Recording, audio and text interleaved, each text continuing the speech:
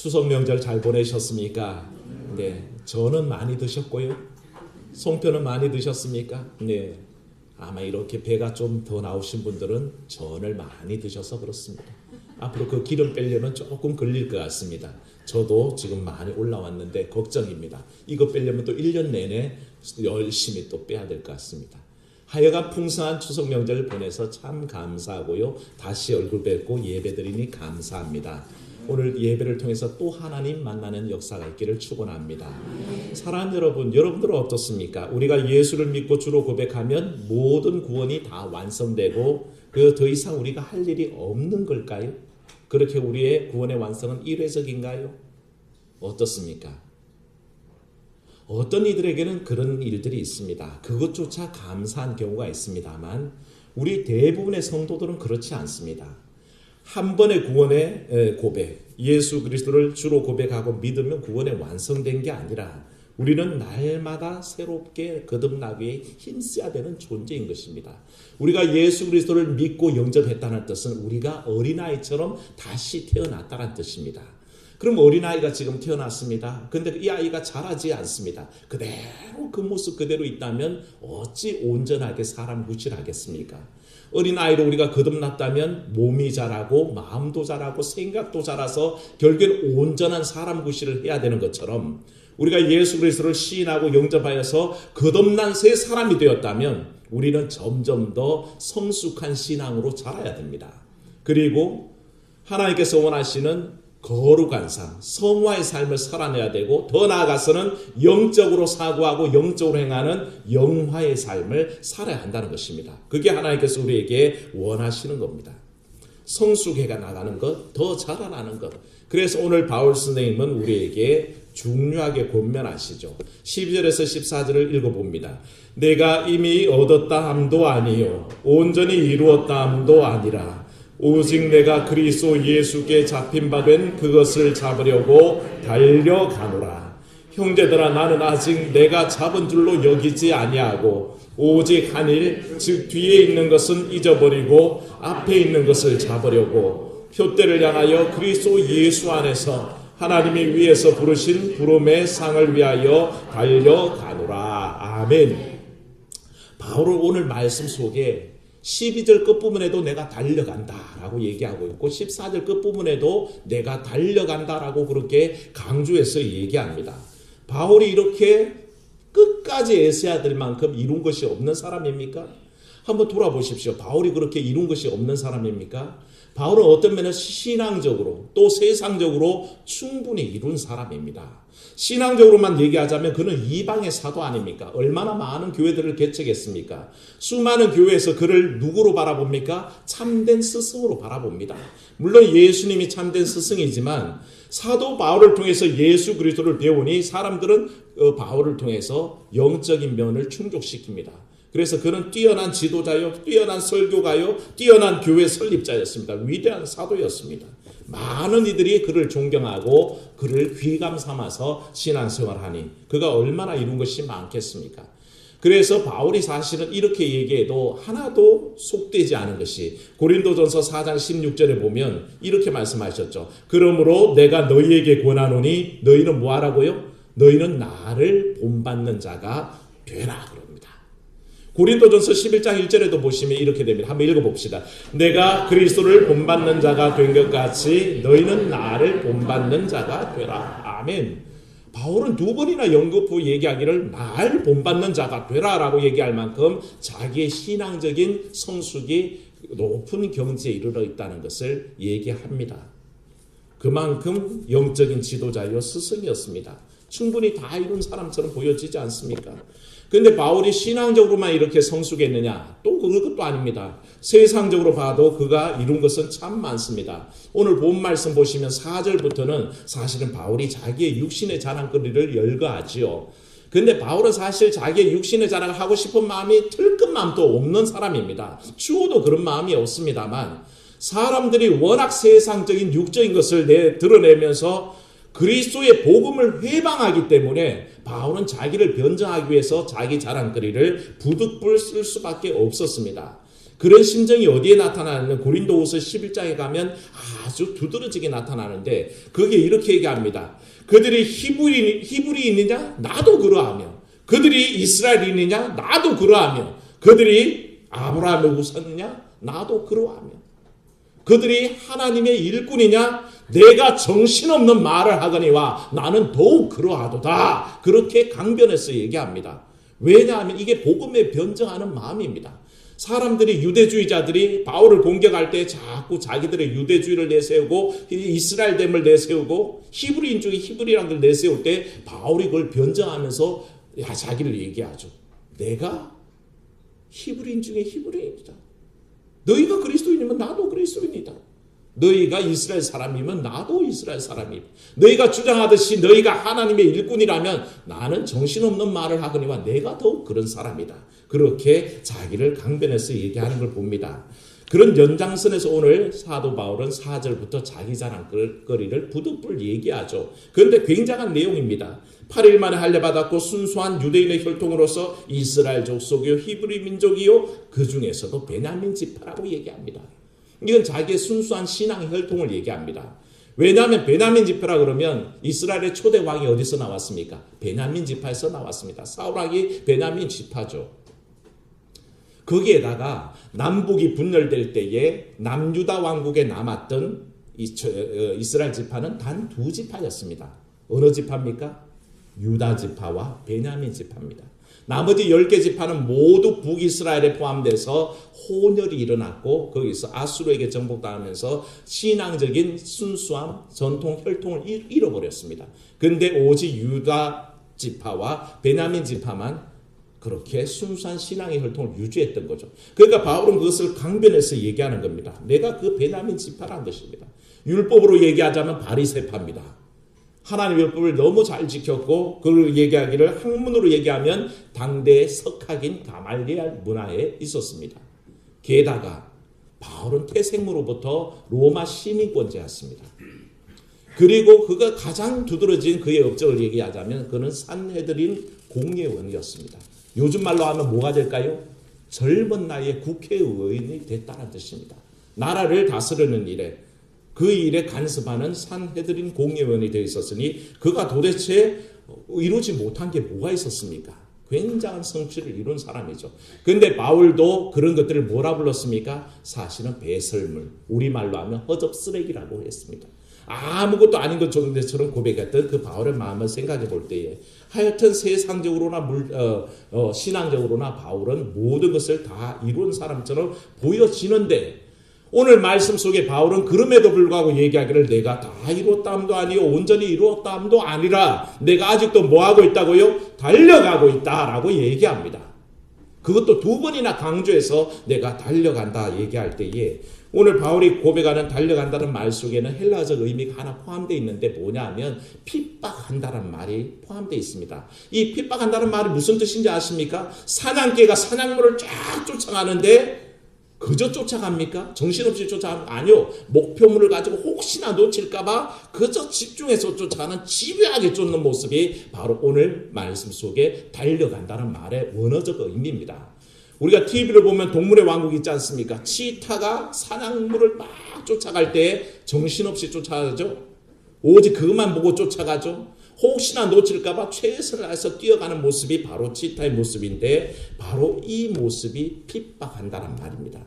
핍박하듯이 집요하게 쫓아가는 모습을 표현할 때 오늘 이 말씀 사실은 디오고라는 말씀을 쓰는데 바울이 예수님을 쫓아가는 그 모습이 뭐라고요?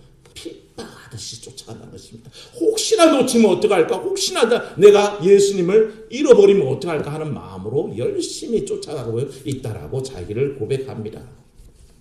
사실 사도 바울이 예전에도 그런 모습이었냐? 그렇지는 않습니다. 사도 바울은 사실은 예수 믿는 사람들을 핍박하던 사람이었습니다.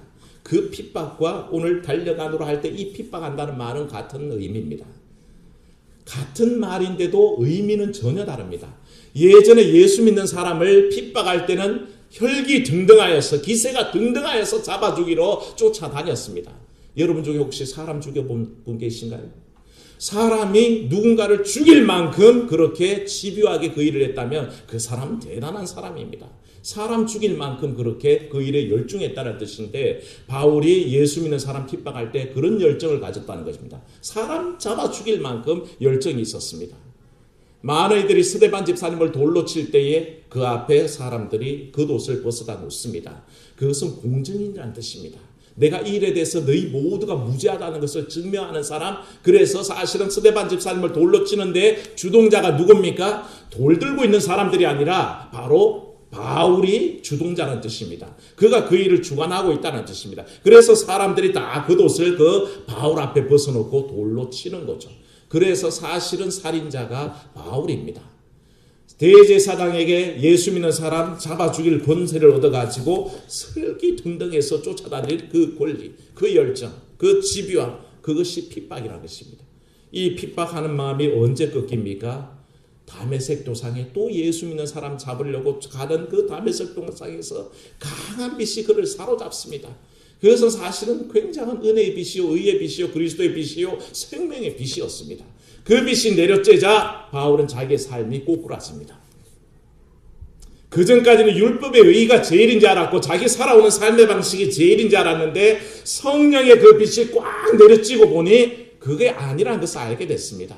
자기를 사로잡았던 율법의 의의가 아무것도 아니고 예수 그리스도 안에 복음의 빛이 제일이라는 것을 그가 깨닫고 그 앞에 엎드려지는 겁니다. 음성이 들리죠. 사울아, 사울아, 네가 왜 나를 핍박하느냐. 이 음성 속에 무슨 뜻이 담겨 있습니까? 사울아, 네가 무슨 짓 하고 있는지 아느냐? 네가 하나님을 위한다고 하면서 참된 하나님인 예수 그리스도 곧 나를 네가 핍박하는 줄 모르고 있느냐? 왜 하나님을 위한다고 하면서 하나님을 핍박하느냐? 정신 차려라 라는 음성으로 들려주신 겁니다. 여기에서 바울이 깨집니다.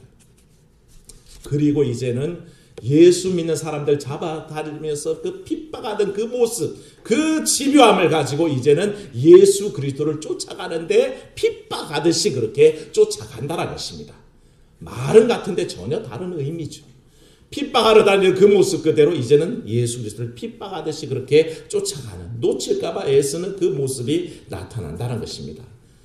여러분들은 어떻습니까? 어떤 분은 말하겠죠. 그건 바울이나 그렇죠. 저는 그렇게 믿을 필요가 없어요. 저는 대충 믿으랍니다. 저는 건성건성 그냥 따라가렵니다. 제가 그래도 이만만 하면요 사람들이 예수쟁이라고 얘기해 줄 만큼 믿고 있습니다. 그러니 충분합니다. 그게 사실 우리들 얘기입니다. 근데 사실 그럴까요? 천만에요. 바울은 그렇게 얘기하지 않습니다. 오늘 말씀 16절에 보시면 오직 우리가 어디까지 이르렀던지 그대로 행할 것이라 그렇게 권면합니다. 우리가 지금 있는 믿음의 단계가 어디까지든지 사실은 우리가 추구할 것이 있다면 바로 예수 그리스도를 온전히 집요하게 핍박하듯이 쫓아가는, 그래서 최후의 멸류관 얻기까지 나아가라고 그렇게 바울은 권면하고 있습니다. 온통 그리스도 예수께 잡힌 바 됐죠. 그래서 예수님을 핍박하던 열정이 예수님을 전하는 열정으로 바뀌었습니다. 이런 말이 있습니다. 천재는 결코 노력하는 자를 이길 수 없고 노력하는 자는 즐기는 사람을 이길 수 없답니다. 천재는 노력하는 사람 못 이기고요. 아무리 노력해도 그 일 자체를 즐기는 사람을 넘어설 수는 없다는 말이죠. 참 의미 있는 말인데 뭔가에 열정을 다하는 사람들은 누가 당하겠습니까? 사람이 뭔가에 열정 없으면 재미가 없어요. 목회에도 열정이 없으면 재미가 없습니다. 여러분들 신앙생활도 마찬가지입니다. 열정이 없으면 재미가 없어요. 억지로 끌려 다녀야 되는 거죠. 그래서 열정이 없으면 사람이 심심합니다.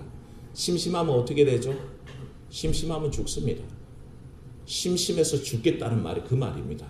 심심하면 사람이 죽어요. 그러니까 열정이 있어야 된다는 말입니다. 뭔가에 붙잡힘 받아서 행하는 것은 참 좋은 일입니다.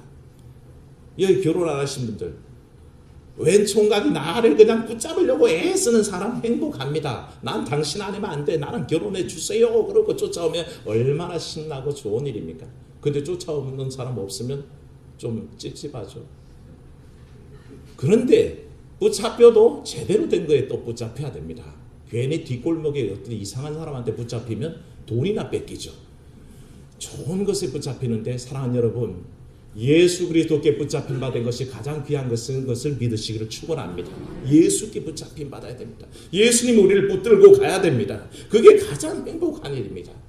바울이 로마로 이송되기 전에 아그리빠 왕 앞에 서는데요, 그가 왕과 대화를 합니다. 그때 아그리빠 왕을 복음의 변정으로 설명하죠. 왜 예수께서 십자가에 못 박혔는지, 왜 그분이 죽으셔서 우리를 구원하셨는지 다 얘기했더니 아그리파 왕이 뭐라 그러지 아십니까? 사울아, 네가 미쳤다. 네가 아는 그 많은 지식이 너를 미치게 하였구나 라고 핍박을 합니다. 근데 바울은 사실 의연하죠. 그 말에 흔들리지 않습니다.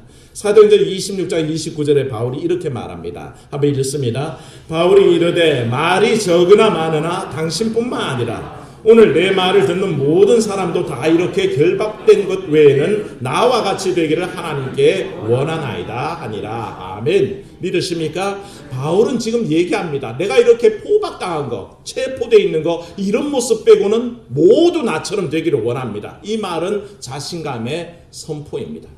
나는 제일 행복합니다.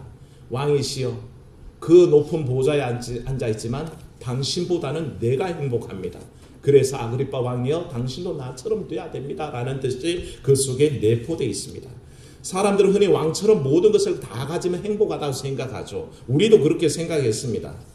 많은 이들이 자기가 없는 것 때문에 자기가 불행하다고 생각하니 그건 당연한 겁니다. 옛날에 비해 우리는 상상할 수도 없을 만큼 많이 좋아진 삶을 살죠. 요즘도 경제적으로 힘들고 어렵다는 사람들 다 옛날과 비교해 보면 굉장히 잘 삽니다. 우리가 옛날에 학교 다닐 때 신학기만 되면 꼭 써내라는 게 있었어요. 아니요, 써내는 게 아니라 선생님이 손을 들게 하죠. 생활환경조사. 그래서 집이 전세인 사람, 집이 월세인 사람, 집이 자기 집인 사람, 그거 다 조사하고 나면 또 아버지가 있는 사람, 어머니가 있는 사람 다 묻고, 또 뭐합니까? 집에 자가용이 있는 사람, 그 손을 듭니다. 집에 피아노가 있는 사람, 나중에는 집에 TV 있는 사람, 집에 선풍기 있는 사람, 에어컨이면 에어컨이지 왜 선풍기를 물어봤는지 그때는 선풍기를 물어봤었어요. 뭐 이런 거 전축이 있는 사람, 거기에 대답들을 합니다. 근데 보통 선풍기 있고 전축 있고 TV가 있으면 잘 사는 사람이었어요. 피아노 있고 자가용 있으면 부자 중에 상부자였어요. 맞지 않습니까? 근데 여러분 집 가만히 생각해 보십시오. 요즘 그거 다 갖고 있어요. 어지간하면 다 갖고 있어요. 어지간하면 다 부자란 소리고 어지간하면 상부자 소리를 들을 만큼 우리는 옛날에 비교하면 잘 살고 있다는 것입니다. 그런데요, 가만히 생각하면 그것들 때문에 행복한 사람이 있냐? 사실 그것 때문에 행복하다는 사람 없습니다. 뭔가 부족해서 그게 채워지면 행복하다고 생각했던 사람들, 그거 채우고 나면 또 다른 것이 부족한 것을 찾아냅니다. 그거 채워나죠? 그러면 또 다시 부족한 것을 찾아냅니다. 끊임없이 추구하다가 불행한 삶을 사는데 가장 소중한 예수 그리스도가 충족되는 순간에 여러분은 만족을 얻을 줄로 믿습니다. 그게 가장 소중한 겁니다. 예수 그리스도를 가지면 가장 행복한 것입니다. 바울이 이 비밀을 알았고 그래서 이 결단 속에 다시는 그것을 놓칠 수가 없는 겁니다. 그래서 그것만 붙잡으려고 뭐합니까? 핍박하듯이 쫓아가는 겁니다. 핍박하듯이 혹시나 놓칠까 봐 쫓아갑니다. 그래서 예수님만 붙잡으려고 애쓰는 삶이 바울을 통해서 나타나는 거죠. 그래서 바울에게 누가 최고다? 예수님이 최고다. 그렇게 고백할 수밖에 없었던 겁니다. 우리 교계의 유명한 원로이신 한경직 목사님, 제가 유언으로 해놓은 그 비디오 테이프를 보다가 그런 말씀이 있습니다. 예수 잘 믿으세요. 이분의 유언이란 게 예수 잘 믿으세요. 그렇게 얘기합니다. 한국의 대표적인 교회라 그러면 영락교회 아닙니까? 일평생 그 교회를 섬겼고 거기에서 얼마나 많은 경험을 했고 얼마나 많은 사람을 만났고 얼마나 많은 경험들이 축적됐겠습니까? 그런데도 마지막 생을 마감하기 앞서서 한 말씀은 뭐라고요? 예수 잘 믿으세요. 예수님이 제일이라는 것입니다. 예수님밖에는 다른 것이 없다는 것입니다. 그러니 어찌 예수님을 붙잡지 않겠습니까? 바울이 다 이뤘다고요? 천만에요.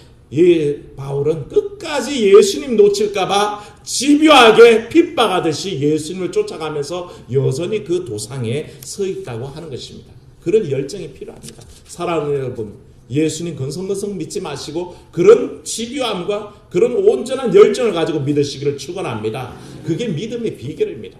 어떤 사람이 지혜자에게, 현자에게 와서 어떻게 하면 지혜를 얻을 수 있겠습니까? 라고 물었는데 사실 우리는 이 물음을 어떻게 하면 구원을 얻겠습니까? 라는 물음으로 똑같이 해석할 수 있죠. 그때 이 지혜자가 이 사람을 갑자기 머리를 잡고 물속에다 쳐박아 버립니다. 놔주질 않으니 어떻습니까? 숨이 막혀 죽을 것 같죠. 이제 곧 죽겠다 싶을 때 한 모금의 숨이 필요할 그때에 이 현자가 그 사람을 들어올립니다. 어떻게 됐겠습니까? 얼굴이 시뻘뻘 돼가지고 그냥 숨을 몰아쉬고 살았다는 듯이 화를 내겠죠. 그때 현자가 대답합니다. 그 한 모금의 숨이 필요할 때 그 절박한 만큼 그렇게 지혜를 구하십시오. 그때 지혜가 당신에게 옵니다. 라고 말했듯이 사랑하는 여러분, 여러분이 예수 그리스도를 그렇게 집요하게 추구하고 한 모금의 숨이 필요하다는 그런 마음으로 내가 예수 그리스도를 찾으면 어찌 예수님을 향한 그 기쁨이 충만하지 않겠습니까? 그러지 못하고 우리는 늘 그냥 얕은 물가에서 곁다리를 쳐서 살고 있으니 우리는 그 지혜를 찾을 수가 없는 것이고 그 구원을 찾을 수 없는 거 아니겠습니까? 여러분, 집중해야 예수님 찾습니다. 집요하게 예수님을 쫓아가려 힘써야 그래야 예수님 끝자락이라도 붙잡는 것입니다. 세상 바라보며 건성건성 예수 믿는데 어떻게 우리가 예수님을 찾는다고 주장할 수 있겠습니까? 아니요, 그렇게 절실한 마음으로 예수 그리스도를 찾아본 적은 혹시나 있으신가요? 그게 우리의 현주소입니다. 오직 그거 외에는 다른 것은 아무것도 찾을 것 없는 사람처럼 그렇게 예수님을 찾고 예수님을 쫓아가야 됩니다. 그것을 잡으려고 애써야 합니다. 그러니 우리는 돌아볼 새가 없습니다. 달리기 경주장에서 우승하는 선수는 결코 뒤를 돌아보지 않는 사람입니다. 롯의 가족이 구원의 대열에 그 경주를 뛰어갈 때 뒤를 돌아본 롯의 아내만 그 구원의 대열에서 탈락을 했었죠. 구원을 앞에 두고 돌아볼 수는 없습니다. 예수 그리스도를 앞에 두고 돌아볼 수는 없습니다. 우리는 헛한 세월들을, 수많은 시간들을 다른 것에 집중하고 다른 것에 마음을 빼앗기면서 살아왔습니다. 이제는 돌이켜야 합니다. 하나님, 내가 오직 주만 바라보게 하옵소서. 내가 오직 주만 잡기 위해서 집요하게 쫓아가듯이 그렇게 예수님을 따라가게 하옵소서. 그게 우리의 기도가 돼야 되고 그때에 부르심의 상에 합당한 귀한 상을, 면류관을 여러분들에게 주실 날이 있을 줄로 믿습니다. 그게 신앙의 본분입니다. 그 믿음, 그 열정을 회복하시기를 주의 이름으로 축원합니다. 은혜로우신 아버지 하나님, 우리의 믿음의 현주소를 바울의 권면을 통해서 돌아봅니다. 세상에 이룰 것은 다 이룬 것 같은 바울조차도 아직까지도 내가 예수 그리스도를 향하여 달려가고 있다. 집요하게 쫓아가고 있다. 그거 잡아 놓치면 죽을 것처럼 그것만 붙들려고 애쓰고 있다. 라는 그 권면을 들을 때에 하나 우리 모습이 부끄럽기 짝이 없습니다.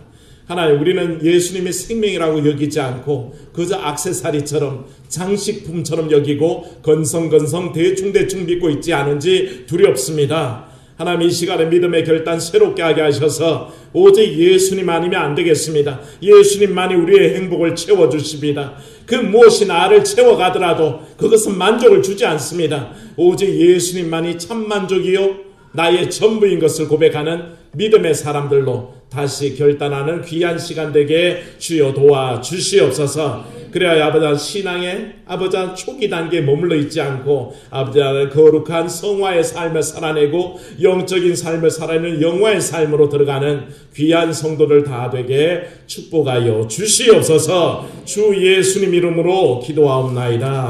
아멘.